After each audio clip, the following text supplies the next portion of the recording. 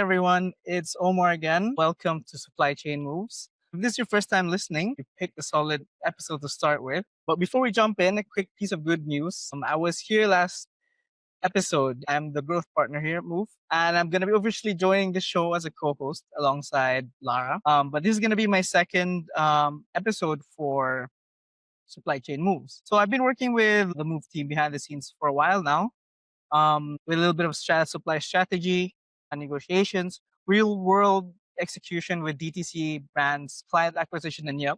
If you've ever booked a discovery call, you've definitely seen me. And that's a good chance that you've spoken to me as well. Now I'm going to be here regularly breaking down supply chain topics in a way that's actually usable and not just textbook. This topic right now is a really good one, just because it's the start of a new year. And yeah, because this one quietly costs brands quite a lot of money and stress. So that's something that we definitely want to tackle. So today we're going to be talking about something most founders don't even realize exists. So your supplier has ranked you.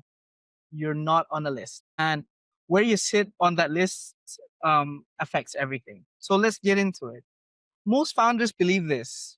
That I'm the customer, I'm paying, that means I have leverage. Definitely totally logical and also not how suppliers work in real life.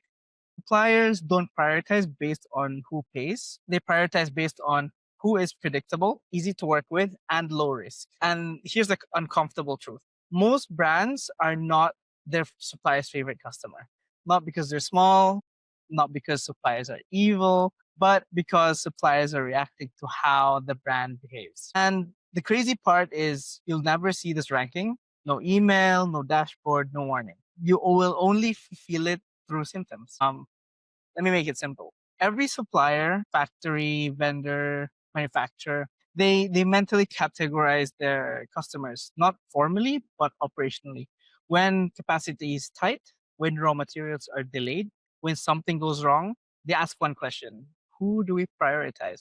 And that answer usually comes down to five things. So number one, volume consistency. This really surprises people, just because suppliers don't love big but chaotic orders. They love predictable volume. A brand ordering, let's say, 1,000 units every quarter beats a brand ordering 20,000 once, then disappearing for 6 months.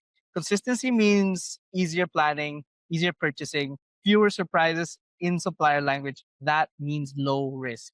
So number two, payment reliability. This one is massive and I think super underappreciated. Suppliers usually track how often you pay late, how late you are, and how many reminders it takes to get paid. Even being just a few days late repeatedly creates a flag.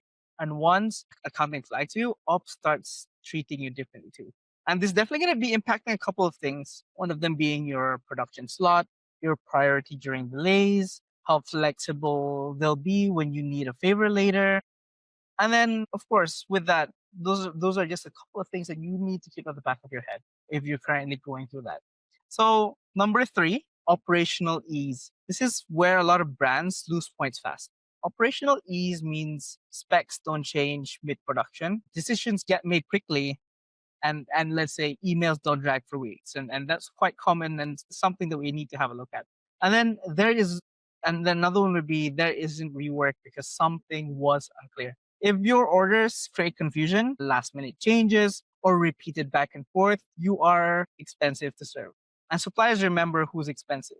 Number four, suppliers always think long term as any other brand, and any other businesses, basically. And suppliers are quietly always asking, is this brand growing? Will they still be here next year? Is it worth investing attention into them? And sometimes they'll prioritize a smaller brand with clear momentum over a larger brand that feels stagnant or unpredictable.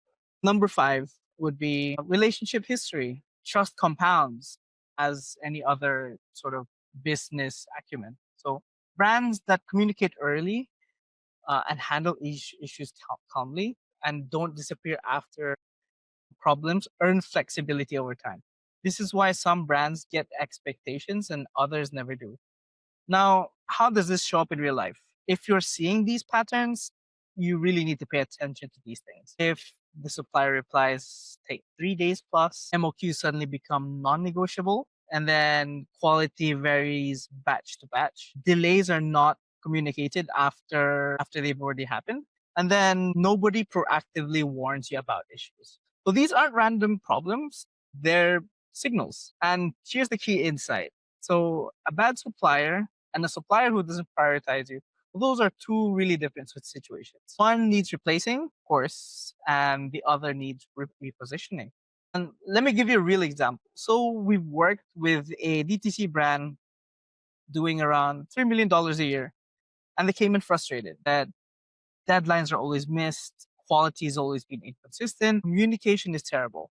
And their conclusion was, we need a new supplier. Before research, we asked them a question: when did you last pay them? And this is what we found. So, two recent invoices were paid 45 days late.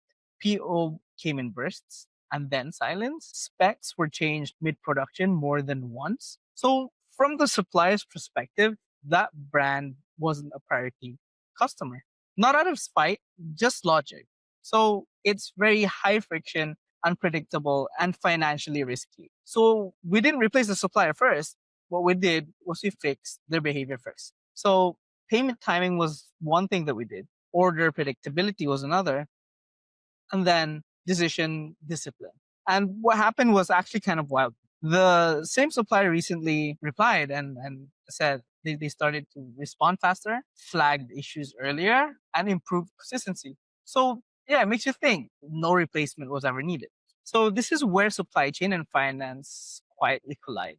Most founders focus negotiations on price, but suppliers often care more about when they get paid, how reliably they get paid. So, a quick example would be, let's say you have a $50,000 order, and a 5% discount saves you, let's say, 2,500. That's nice. But improving terms from 30/70 to net 30 keeps $50,000 in your pocket longer and reduces the pressure and chaos inside your business. And less chaos usually leads to better supplier behavior.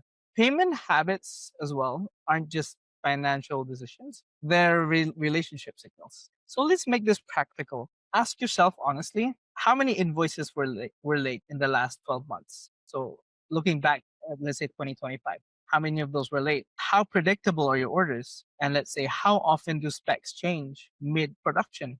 And also another one would be, how fast do you respond when your supplier has a question? These couple of questions would definitely come into consideration when you're thinking about these steps. So another really critical one that you need to think about is, do they warn you early, or do you only hear about issues after it's really bad?